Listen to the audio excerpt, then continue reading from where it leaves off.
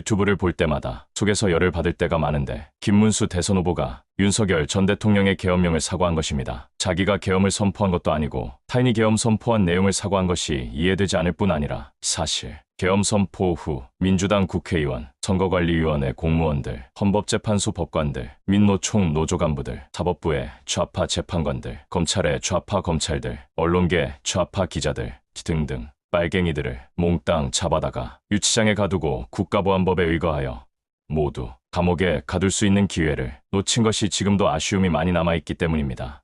물론 윤석열 대통령이 이런 목적으로 계엄을 선포했다는 것은 아니며 제가 만약 대통령이었으며 계엄을 선포했다면 분명 그렇게 했을 것이라는 것입니다. 그러면 왜 제가 그렇게 했을까요?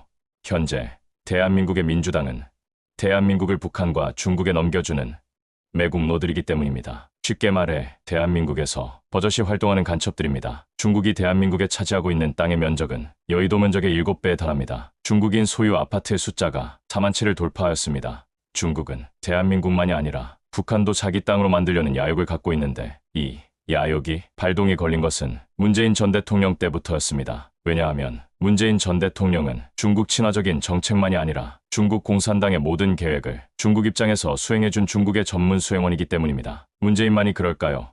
No. 이상하게도 국민의힘 정당에 소속된 자들 중에서 좌파와 같은 주장을 펼치는 이상한 사람들이 있는데 한동훈 국회의원, 홍준표 전 대구시장입니다. 북한을 방문한 모든 사람들이 친북 또는 종북주의자로 변신하는 것은 물론 중국을 방문한 모든 사람들도 친중 또는 중국 공산주의자로 변신한다는 사실입니다. 한마디로 말해 현재 대한민국은 대한민국을 북한이나 중국으로 넘기려 하는 자들의 소나기에 넘어가고 있는데 민주당이 그 중심부에 있기에 민주당은 대한민국의 한 정당이 아니라 대한민국을 멸망시키는 또 다른 이완용 후손들이라는 사실입니다. 그런데 문제는 대한민국 국민들이 그들을 대한민국의 정상적인 정당으로 받아들이기에 결국 대한민국이 북한이나 중국에게 넘겨지게 되는데 그 방법이 형식적인 전쟁을 통한 전쟁의 항복과 그에 따른 공산화입니다. 지금 민주당 대선 후보가 대통령으로 선출되기를 북한과 중국은 눈 빠지게 고대하며 기다리고 있습니다. 어쩌면 제2의 6.25 전쟁은 북한과 중국의 협동작전으로 이루어질 수도 있습니다. 대한민국이 멸망하고 세워지게 될 또 다른 국가는 공산주의 시스템입니다. 대한민국이 자유민주주의를 수호하여 왔다면 북한과도 같이 중국식 공산주의 국가로 전락됩니다. 불신자들에게는 중국식 공산주의가 아무 문제되지 않습니다. 왜냐하면 공산주의로의 변화는 통치 방법의 변형에 불과한 문제이지 생활에 직접적으로 큰 지장을 초래할 문제는 없기 때문입니다.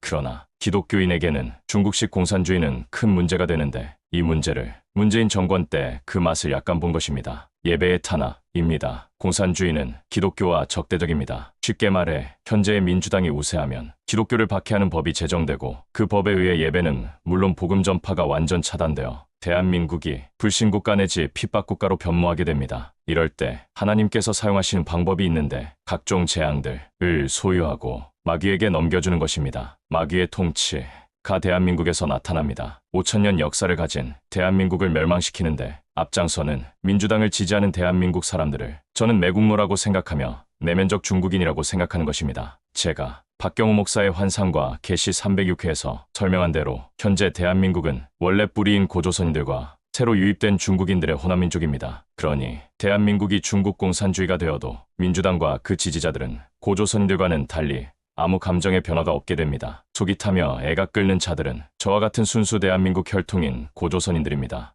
이제 대한민국이 5,000년의 정통성을 이어가느냐 아니면 중국에 흡수되어 국가가 사라지느냐의 위기가 2025년 금년입니다. 지금이라도 계엄령을 선포하여 좌파들을 숙청시키지 않으면 대한민국의 멸망 후 자자손손 영원한 후회만이 남을 뿐입니다. 할렐루야. 2025년 5월 13일 오후 9시 30분 박경호 목사가 하나님의 집에서